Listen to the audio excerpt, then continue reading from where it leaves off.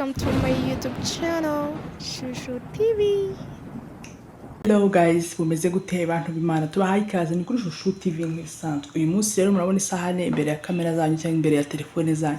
Nta kindi uyu munsi najya dukorane umuti, apana bimwe byo kubivuga none ndashaka dukorane umuti w'amenyo ku bantu barya ryatwa amenyo, ku bantu bafite impumuro mbi mu kanwa, ku bantu bafite amenyo abarya.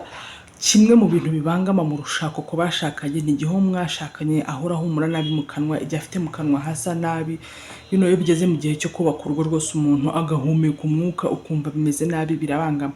Kubw'ibyo rero turetse n'abashakanye n'umuntu ku giti cye ushobora kunywa ibyayi byinshi birimo amakawa iki cyangwa n'ibindi bintu amenya akaba yarahindutse. Ngwino dukorane umuti woroshye kuwubona kandi woroshye kuwukora, uzajya ukoresha mu kwiborosa. Ndagenda nkubwira n'uburyo ki n'ibyo bigenda bivura. Tugitangira rero dukeneye icyo bita ginger cyangwa se tangawizi. Ngiyi tugiye gukoresha tangawizi, ikijuba cya tangawizi, ariko ntabwo tugikoresha cyose kuko tutari bubibike, turi gukoresha ibyo dukoresha uyu munsi. Cyangwa se wowe ufite kuba wabishira muri firigo wakora iby'igihe kirekire. Dufite indimu, ntimuseke indimu zanjye nagiye kugura indimu nsanga hari utudutoya, ariko it's not too bad at all. Urabona ko turakandika, dufitemo amazi, dukeneye umutobe wazo, dukeneye kandi umunyu muri kubona. Nibyo bintu tugiye gukoresha muri uyu muti wacu. Of course dufite rape ko dukeneye kurapa, dukeneye akarape. Ngenda akoresha kano n'ubundi nsanzwe nkoresha mu guteka cyangwa se mu kurapa ibyo nkeka ku munsi ku wundi. Tugiye gukora uruvange rw'umunyu, tangawizi, yewe ndetse n'indimu. Bino bifasha mu kuba umuntu ufite amenyo yanduye, cyangwa se of course n'icyuma turagikenera kugira ngo tugire ibyo twifashisha dukata. Inambwe kwitangawizi tutari bikora hose, turakoraho agace gato nabironze. Tugiye kurapa iyi tangawizi yacu, ari nako tugenda tuvuga imwe mu mimaro y'ibi ngibi kubivanga n'icyo n'ingaruka zabyo ku menyo. Ni ukuvuga ngo kuba wafata tangawizi dutangire tuyirape. Ndarapira hano kugira ngo bize kuza nyine byoroshye, bitaza ari binini. Ni ukuvuga ngo gufata tangawizi ukayirapa ugashyiramo indimu ifite umumaro uhambaye, kubera yuko igabanya icyitwa plaque cyangwa se tartare ifata ku menyo bitewe n'ibyo turya birimo amavuta n'ibindi bigiye bitandukanye. Hari ibintu bigenda bikihoma ku menyo kikaza kimeze nk'umweru, umva kikaza kimeze nk'igishishwa ukuntu. Rero indimu ivanze na tangawizi n'umunyu, umumaro wa mbere ni ukuba yagenda igakuraho ibyo bintu. Murabona kuntu tangawizi yacu iri kuza yoroshyemo n'ibyo dushaka. Birafasha, iyi ndimu irafasha kugenda ikomora bya bintu biba byaragiye bikamera nk'uruhu, bikamata ku menyo, sibyo? Kandi nanone indimu kuba wayivanga na tangawizi ifasha amenyo kuba umweru. Bantu mufite amenyo yahindanye kubera kunywa itabi, kubera kunywa amakawa menshi n'icyayi cya mukaru, urabizi uzarebe n'itirimusi ushyiramo icyayi cya mukaru hari igihe yarahindanye no ku menyo, ntabwo amenyo nayo ntagasigara. Amenyo rero iyo yangiritse ibi ngibi biragufasha. Nkwibutsa ko kandi utabikoresha buri munsi kubera yuko uko bifasha ni nako byangiza. Iyo ubikoresheje kenshi, urabizi iyo unyweye overdose, iyo unyweye umuti mwinshi ukira indwara, bikarenga mu gukira indwara bikageraho bikakwangiriza, sibyo? Rero turagenda tuvuga n'igihe runaka ki wabikoresha. Niyo mpamvu ngusaba inkunga yo kwiyandikisha, aribyo bita subscribe, kugira ngo tutazajya ucikwa n'ibi ngibi n'ibiganiro nk'ibi byubaka ubuzima ndetse n'umuryango. Iyi video irareba umuntu ku giti cye, ikareba n'umuntu wubatse, kubera yuko kuba wagira impumuro mbi mu kanwa mva ni ikintu rwose gituma wumva usebetse imbere y'uwo mwashakanye, imbere y'uwo mubana, sibyo? Nanone rero tangawizi umumaro wayo kuba wayikoresha, tangawizi yifitemo ibinyabutabire bifasha mu kurwanya bacteria zijya mu menyo zigatuma umuntu agira impumuro mbi mu kanwa. Turiya dusimba tugenda tukafata mu menyo, tangawizi iraturwanya. Nkwibutsa ko wowe ushobora kuba warwaye n'iryinyo rikakubuza gusinzira, ukabura ibitotsi, ukabura ubusinzira kubera iryinyo, ufata agatangawizi nk'aka ukakarapa gutya turi kubigenza.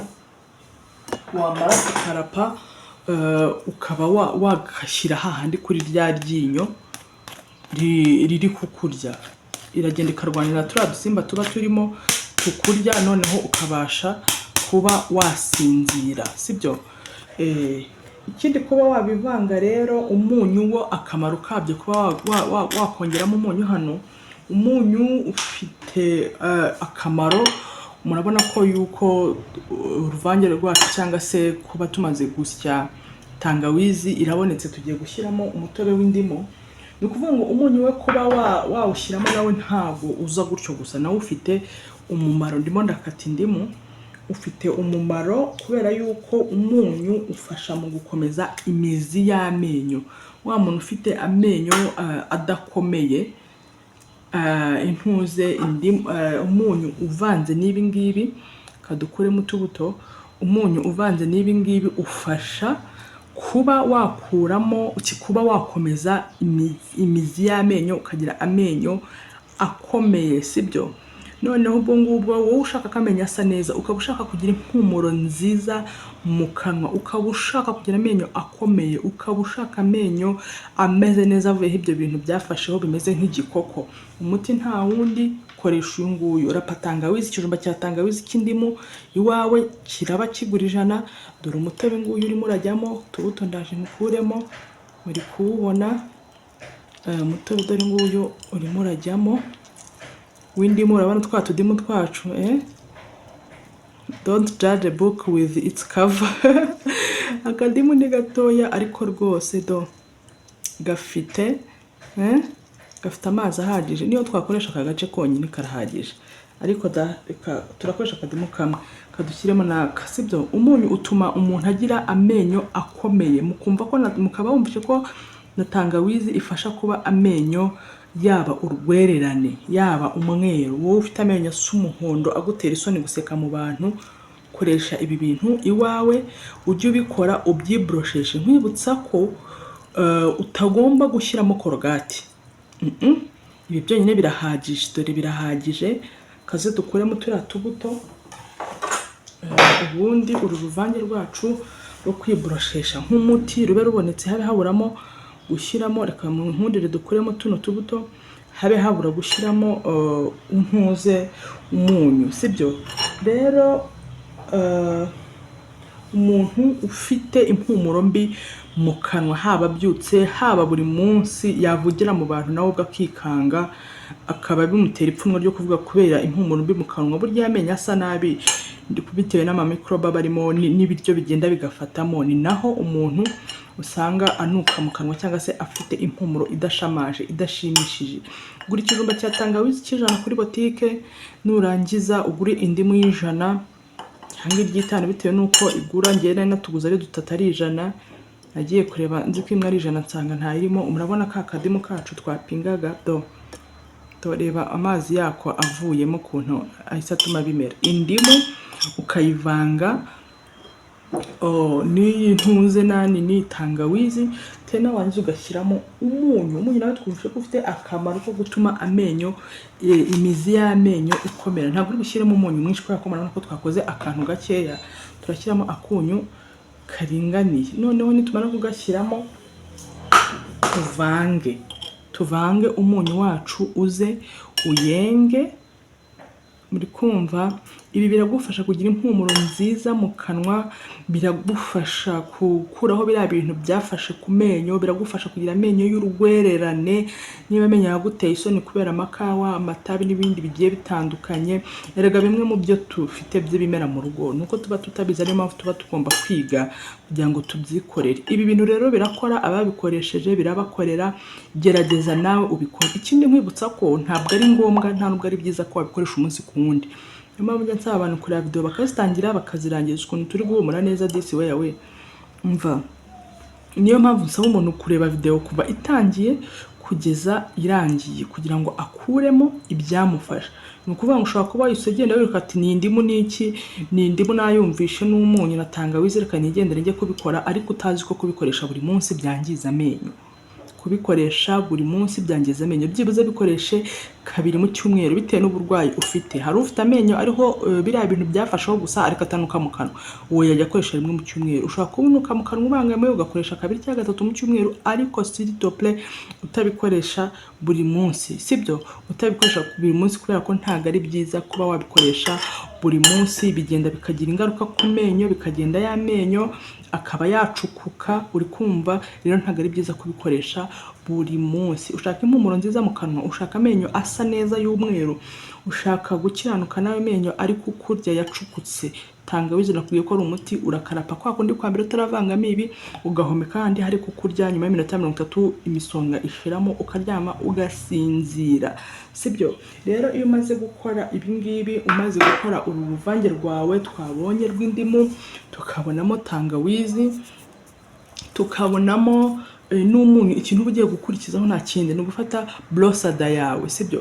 Brosada yawe ugashyiramo uru ruvange, kandi nkwibutsa yuko ntabwo uhita uvangamo muri uru ruvange na tangawizi na Colgate. Urafata like this gutya, ubishyiremo, bifatemo hano, bifatemo gutya mu ntuzemo hano, ugende woze amenyo yawe neza kandi buhoro buhoro, sibyo?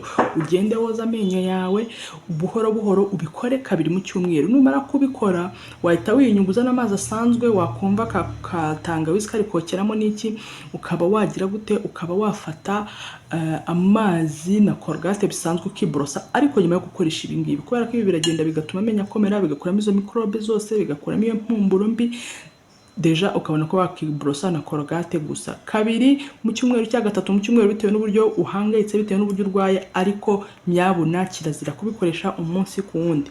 Hano mukunda Shusho TV ni channel y'umuryango. Umaze uramutse uhumura mu kanwa, ndahamya neza ko amabanga y'abashakanye yagenda neza. Apana ko umuntu yakubwira ngo tayari ndagukeneye, ujye ufungura umunwa mudukayita igenda bitewe n'impumuro mbi yo mu kanwa.